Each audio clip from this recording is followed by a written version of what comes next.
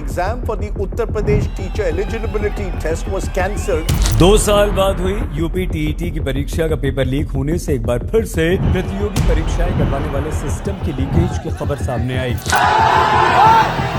पिछले कुछ सालों में रिक्रूटमेंट एग्जाम्स के पेपर लीक की काफी न्यूज आई है, चाहे वो Rajasthan eligibility exam for teachers हो, Telangana state public service commission exam हो, Assam state level police recruitment exam हो या Gujarat subordinate staff selection board का एग्जाम हो। हर कुछ दिन पे पेपर लीक के कारण कोई ना कोई एग्जाम कैंसिल होता है और गुस्साए स्टूडेंट्स का वीडियो सोशल मीडिया पे वायरल होता है, पर बदलता कुछ भी नहीं। पर अब ऐसे इंसिडेंट्स को रोकने के लिए गवर्नमेंट एक नया कानून ला रही है। यस, बजट सेशन में गवर्नमेंट ने public examination prevention for unfair means bill 2024 को इंट्रोड्यूस किया है। ये बिल पब्लिक एग्जामिनेशन में मैल प्रैक्टिस को रोकने के लिए ड्राफ्ट किया गया है। तो क्या है इस बिल के प्रोविजंस और क्या इससे वाकई पेपर लीक जैसे क्राइम कम हो जाएंगे? We will try to understand.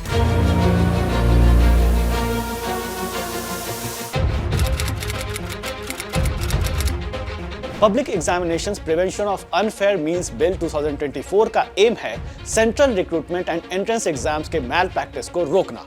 ये उन एग्जाम्स के लिए एप्लीकेबल है जिसे UPSC, SSC, railway recruitment board, institute of banking personal election and NTA यानी नेशनल टेस्टिंग एजेंसी कंडक्ट करती है। आपको बता दें कि एनटीए देश में हायर एजुकेशनल इंस्टीट्यूशन के एडमिशन के लिए एग्जाम्स जैसे जेईई, एनईईटी, स्वेट कंडक्ट करती है।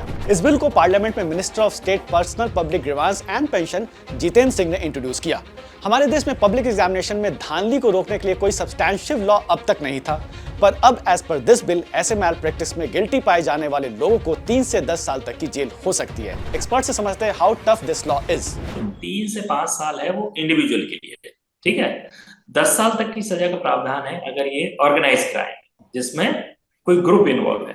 तो अगर कोई ग्रुप इन्वॉल्व है तब 10 साल तक की सजा, जो ऑर्गेनाइज क्राइम है।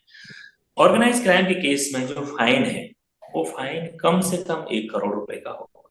इसका मतलब ये है कि वो 1 करोड़ से अधिक का होगा, ठीक है। अधिक की सीमा तय नहीं की है अगर ऑर्गेनाइज क्राइम है तो।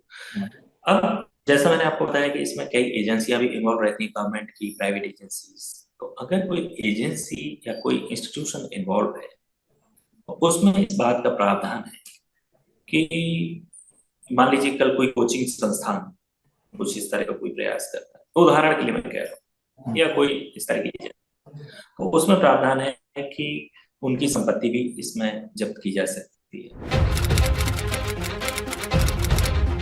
इंडियन एक्सप्रेस ने रिसेंटली 5 साल के 41 documented instances of paper leak को एग्जामिन किया और पाया कि इन पेपर लीक से करीब 1.4 करोड़ एस्पिरेंट्स की लाइफ इफेक्ट हुई है। ये सिर्फ 5 साल का फिगर है, तो आप सोच सकते हैं कि पिछले 70 साल में कितने ऐसे केसेस हुए होंगे और कितने ही स्टूडेंट्स की लाइफ बर्बाद हुई होगी। तो सवाल है कि आखिर इस बिल को लाने में इतनी देर क्यों लगी? ज्यादातर अगर आप हिस्टोरिकल डेटा देखेंगे तो पता चलेगा कि स्टेट्स में ये ज्यादा हो रहा है, स्पेशली पीएससी या स्टाफ सिलेक्शन कमीशंस, ये स्टेट्स में ज्यादा हो रहा है ये लीकेजेस। और चूंकि फेडरल स्ट्रक्चर है अपना और एजुकेशन एक फेडरल इसमें आता है, तो स्टेट की जिम्मेदारी बनती है उसमें। हाँ, तो इंडिविजुअली स्टेट को एक यूनिफॉर्म बिल लाना मुश्किल है, इसीलिए देर सवेर इस बिल को लाना जरूरी था। आज आ रहा है, लेकिन ये पहले आज बात सही है। According to the Indian Express report, कई स्टेट गवर्नमेंट्स ने एग्जामिनेशन में मैल प्रैक्टिस को रोकने के लिए खुद के कानून बनाए हैं। 2021 में Rajasthan eligibility exam for teachers के पेपर लीक के बाद राजस्थान गवर्नमेंट ने एक लॉ पास किया था with the provision of 10 years of imprisonment and fines of up to 1 crore. इसके बावजूद भी कई केसेस ऑफ पेपर लीक वहां पे रिपोर्ट हुए। राजस्थान के अलावा झारखंड, उत्तराखंड और गुजरात में भी एंटी चीटिंग लॉ इंट्रोड्यूस हुए हैं। तो सवाल है कि आखिर सेंट्रल गवर्नमेंट का ये लॉ कितना इफेक्टिव होगा? जितना अच्छे से एनफोर्स किया जाएगा उतना बड़ा डिटरेंट है ये। हाँ, ये लेकिन depends upon the leadership of that particular state की किस तरह से आप एनफोर्स करते हैं। जैसे मान लीजिए बिहार में अगर राज्य की स्थिति देखें तो बोर्ड एग्जाम हर साल लीक हो जाते हैं। हाँ, तो चूंकि वहाँ डिटरेंट नहीं है, इसलिए वो खून में आ गया है कि वी आर कंडीशनड, इस तरह की चीजें होने से कुछ फर्क नहीं पड़ता है। हाँ, ये डिटरेंट के आने से कम जो अधिकारी हैं जो इसमें लिप्त हैं वो शायद डरेंगे। इस बिल में पनिशमेंट का प्रोविजन इंडिविजुअल, ऑर्गेनाइज्ड ग्रुप्स और इंस्टीट्यूशंस के लिए है।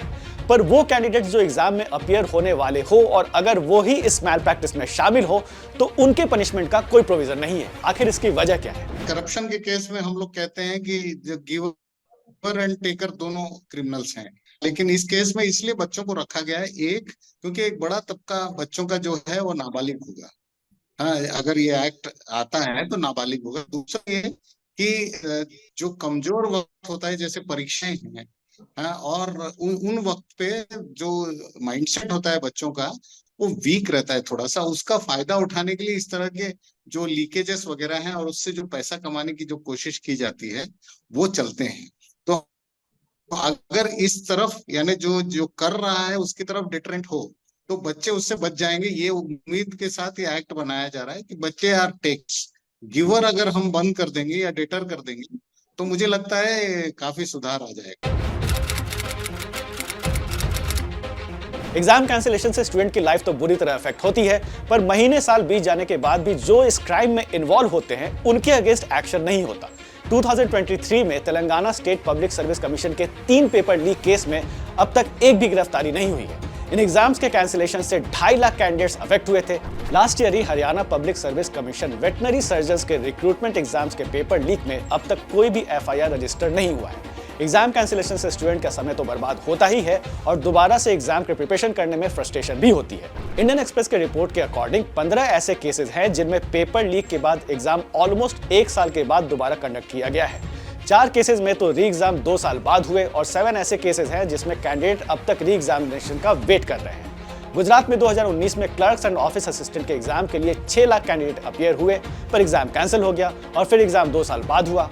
आप उन स्टूडेंट्स का फ्रस्ट्रेशन समझ सकते हैं। 2020 में भी इसी तरह असम स्टेट पुलिस में 597 सब इंस्पेक्टर के पोस्ट के लिए एग्जाम हुआ, पर उसे कैंसिल कर दिया गया क्योंकि क्वेश्चन पेपर व्हाट्सएप पर वायरल हो चुका था। खैर, सरकार बिल तो ले आई है और बहुत जल्द ये लॉ का रूप भी ले लेगा, पर ये कितना इफेक्टिव होगा ये आने वाला वक्त बताएगा। Well, that's all for now. If you like this video, share it with your friends and family and do not forget to subscribe to our channel India Today and Aaj Tak।